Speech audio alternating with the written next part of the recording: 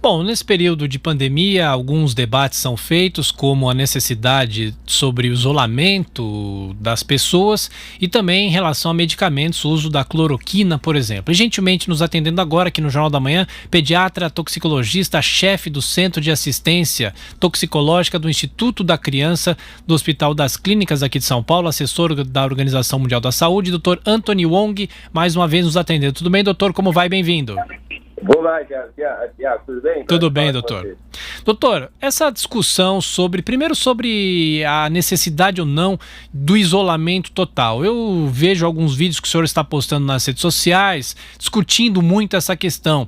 Afinal, a necessidade é óbvio, a necessidade das pessoas ficarem em casa nesse momento para evitar a curva da doença. Quais são as recomendações em relação à questão técnica, à questão científica disso, doutor? Rapidamente, vamos falar uma coisa. A nossa curva é diferente da curva da América do Norte. Eu vi agora há pouco outro comentarista falar, e eu discordo frontalmente dos números que está dando, porque são teóricos.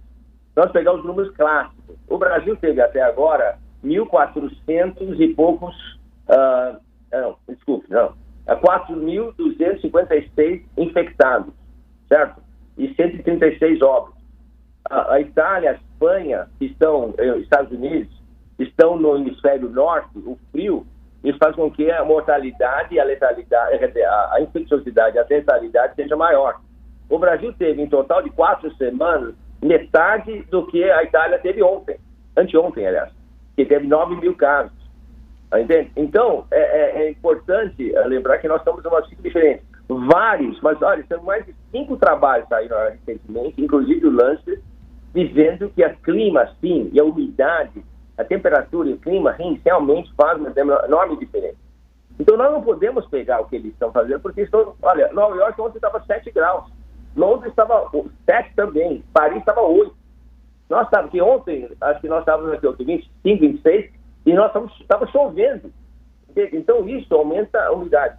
Então, a previsão catastrófica do Brasil, nós ainda estamos aproveitando esse clima. Nós temos que usar os números da Austrália, certo? Que é o mesmo hemisfério que o nosso, ou da Indonésia também, outro clima. A Indonésia tem uma população maior que o Brasil, e por causa do calor maior naquela região, teve um total de 1.285 casos. Bom, ok, teve subnotificação, mas no mundo inteiro tem subnotificação. Nós também temos subnotificação, acho que os Estados Unidos também tem. Então não é essa desculpa.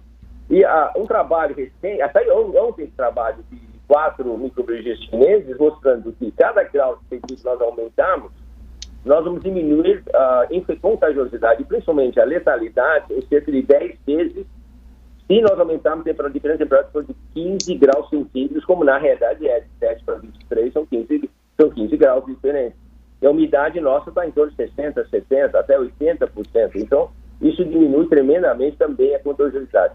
O cálculo que eles fizeram é que se nós aumentarmos 15 graus e aumentar a umidade de 50%, o R0 que nós estamos falando vai cair de 2,2 que tem agora para 1,4, 1,5 talvez, otimisticamente. Outra coisa importante, se vocês puderem falar, estou falando muito, é pegar o que chama de isolamento, ou seja, distanciamento social, que tanto o Japão como a Austrália, como a Suécia adotaram.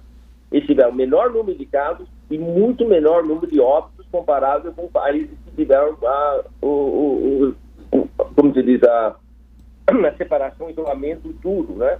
A Itália teve 97 mil, nós quase 10 mil, 98 mil. A Espanha, depois de 4 semanas de isolamento, não caiu significantemente o número de doentes e de óbitos naqueles países.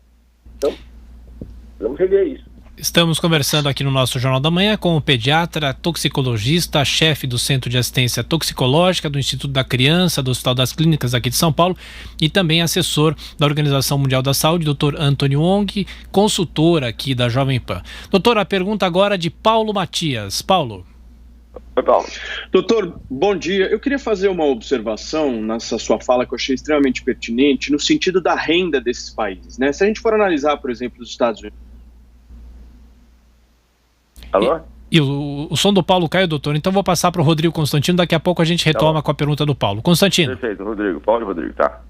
Bom dia, doutor. Minha pergunta vai na direção aí da questão do cloroquina. O presidente Bolsonaro apostou muito nisso, o presidente Trump chegou a mencionar também e parece que ontem a FDA, que é a Anvisa americana, aprovou o uso, reconhecendo que ainda são estudos preliminares, mas que os benefícios parecem compensar os riscos. O senhor tem alguma opinião formada já sobre isso? Bom, é minha área, né, Paulo? Eu sou toxicologista, né, de segurança medicamentosa, né? Então, estudei tenho que estudar isso bastante e conheço bem o hidroxicloroquina de muita longa data para a prevenção da malária. E, obviamente, a azitromicina, quando a Pfizer lançou há 30 anos atrás, eu fui do grupo de estudo que aprovou a azitromicina. Então, conheço bem esses dois. Em primeiro lugar, dentro de um país que tem muito cego, a pessoa que tem uma miopia estreita, ele é rei, né?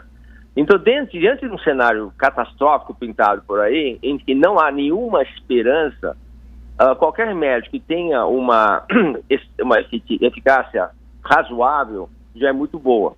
Mas esse estudo com hidroxicloroquina já foi feito na China inicialmente com 40 pacientes e depois na França com Didier. Claro, ele é extremamente controvertido, tem alguns problemas com ele, mas faz sentido, porque estudos anteriores com coronavírus em geral, não é só esse Covid-19, mostrou já, isso há 15, 20 anos atrás, uma grande capacidade de inibir o crescimento do coronavírus como família. E aí, então, alguns estudos laboratoriais, tanto na China como na França, mostrou que ele inibe realmente eficazmente o crescimento. E o resultado clínico nesses dois estudos foi, assim, quase espetacular. Um disse 100% de recuperação, outro que teve 90% de recuperação, principalmente em pacientes muito, muito graves, praticamente desenganados. A associação com a azitromicina, Constantino, Isso. é que a azitromicina diminui a incidência de complicações. Você sabe que uma pneumonia viral é pneumonia intersticial, tá certo? Aquele vidro moído, como você me diz. E aí entra as bactérias oportunistas e causa o resto do dano. Usando a azitromicina precocemente, você diminui a capacidade ou possibilidade desses outros parasitas, vamos dizer assim, oportunistas de agirem. Além do fato que nós já tínhamos comprovado isso, a azitromicina tem uma capacidade de inibir o crescimento de grandes vírus. E o coronavírus é um grande vírus. Então, essa associação, no sentido farmacológico, tem muito sentido. E é por causa disso que o FDA aprovou rapidamente, né? Porque alguns estudos aqui no Brasil já mostraram isso. Um estudo feito pela Nilce Yamaguchi no HC com pacientes terminais com câncer, a associação desses dois conseguiu recuperar e inverter a evolução desses pacientes, já tiveram alta, inclusive. Doutor Antônio, pergunta do Paulo Matias. Paulo. Doutor, agora sim, bom dia. Eu queria fazer uma pergunta com alguns dados aí que eu achei bem pertinentes que o senhor falou e acrescentando alguns também, né? Essa análise que a gente faz da situação nos Estados Unidos, na Itália, no Brasil, ela tem que ser levada em consideração os fatores econômicos, né? Nós estamos falando de uma renda per capita nos Estados Unidos beirando quase $60 mil anuais. No Brasil não chegamos a $10 mil anuais. Na Itália, nós somos 5 vezes mais pobres que a Itália. O italiano recebe em média $2 mil, nós recebemos em média mensal $400. Então, assim, eu queria fazer duas perguntas para o senhor. A primeira no sentido da economia, né? Quais são, na avaliação do senhor, as principais consequências desse isolamento indefinido aqui no Brasil, visto a nossa realidade? E, além disso, como enfrentar, no caso da cloroquina, a burocracia? A gente sabe que o país é o Brasil campeão em burocracia. E não é diferente para a gente trazer medicamentos aqui para que a população tenha acesso. Há uma burocracia gigantesca nesse sentido. Como a gente vencer isso? Nossa, são 3 perguntas, Paulo. Eu vou tentar responder o mais brevemente possível. Duas, tá bom. Então, em primeiro lugar, quanto à renda. Então, se a renda alta é um fator desfavorável, puxa vida, é distribuição de renda aí, né, para o mundo inteiro, né? Essas pessoas vão ter que distribuir para o mundo inteiro. Mas é uma dúvida quanto a isso e realmente controvertido. Pega o Japão, é uma das maiores rendas per capita do mundo. Austrália, então é uma renda per capita muito grande. A Suécia, e eles têm uma mortalidade menor do que a França, a Espanha e a Itália. E esses dois países, o Japão e a Austrália, Suécia, estão no hemisfério norte. A Austrália está no hemisfério sul. Agora, quando pegar a área de pobreza, a Indonésia está abaixo do Brasil, mas Singapura, Hong Kong, também no hemisfério sul, e a mortalidade e a número de doentes é muito baixa, mesmo com uma densidade populacional tão grande e uma riqueza tão grande que nós chamamos de Singapura, e Hong Kong tem muito superior ao Brasil. Então, não sei se o fator econômico, como diz o comentarista anterior, tem um peso tão grande. Parece que o maior peso nisso aqui é a temperatura.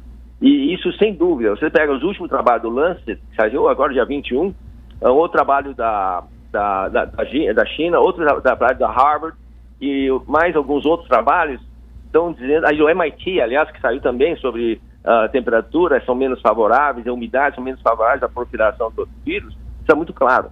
Outra coisa muito importante é que o isolamento forte aumenta a possibilidade de ter um rebote lá para frente. Isso está claro no artigo também do Lancet, que mostra isso.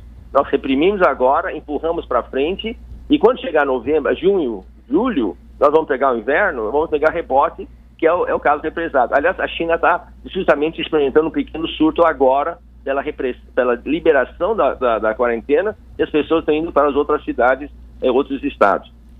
Quanto à obtenção do remédio, fala o seguinte, o Brasil tem um estoque muito grande de hidroxicloroquina porque era usado justamente para a prevenção da malária, que nós não temos muito, mas nós temos. É um remédio fácil de fabricar, certo? Parece que o ministro Mandetta disse que nós não íamos ter uma diminuição ou falta desse medicamento. A azitromicina está no mercado, tem vários genéricos e é um remédio fácil de encontrar. Mas o importante, falando aqui, dado o número de casos que nós tivemos até agora, certo? 4.256. A casos novos são 352 anteontem. O dia anterior foi também 300, 400 casos novos. Isso aqui é uma quantidade de antibióticos deles que nós usamos diariamente, certo? Agora, o segredo, parece que do resultado, e isso é todos os trabalhos, inclusive aqui no Brasil, é entrar com ela precocemente. Ou seja, a pessoa apresentou raio-x com o vidro moído, não pessoa sem sintomas, né? Certo? Não aquele só com resfriado, etc. Com quadro pulmonar, com vidro moído. Antes que ele piore, você tem que entrar com medicamento. O resultado é absolutamente, pelos trabalhos que mostraram na França, mas principalmente exames virológicos de boa qualidade, elimina-se a bactéria, o vírus em 5 dias. Não é só aqui também, foi estudo feito na China por virologistas. Então, ele não agora nós vamos ter cuidado com os efeitos adversos. Não são remédios que têm que são isentos de efeitos adversos. Não existem remédios 100% seguros.